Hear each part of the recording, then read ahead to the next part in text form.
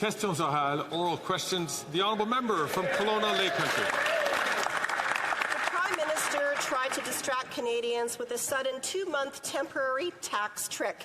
The NDP-Liberals have doubled housing costs, doubled food bank use, and doubled the debt. And in just a few months, the NDP-Liberals plan to raise taxes on all the very same items they claim they're giving Canadians a tax break on. Common-sense Conservatives will axe the carbon tax on everything for everyone forever and take the GST off new homes sold to stimulate home building and save families money. Will the Prime Minister call a carbon tax election now?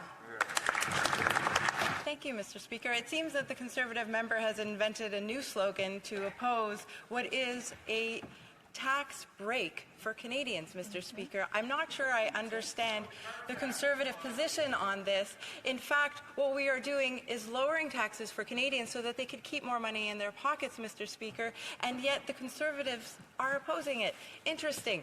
The Conservative leader actually called this a trick. Well, actually, I think what we're seeing is that the Conservative leader is trying to be the Grinch that stole the holidays, Mr. Speaker. Well, the NDP-Liberal coalition is back. Remember when the NDP leader said, Liberals are too weak, too selfish, too beholden to corporate interests to fight for people. He should win an acting award.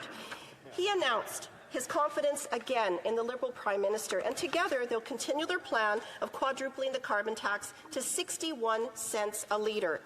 Here's a common-sense solution. Axe the carbon tax on everything for everyone forever. Cheaper gas, groceries, and home heating, and everything that's shipped. Will the Prime Minister call a carbon tax election now? Mr. Speaker, we just announced a tax break for Canadians. In fact, Canadians will see that they are not going to be paying federal taxes on everyday items like takeout food, Mr. Speaker, like beer, like wine, children's toys, children's clothes, Mr. Speaker. And you know what also came out? BMO and many others are significantly revising their growth forecasts for Canada in the next few months, Mr. Speaker. This is good for our small businesses. This is good for our economy. It's good for Canadians. I guess it's just bad for Conservatives.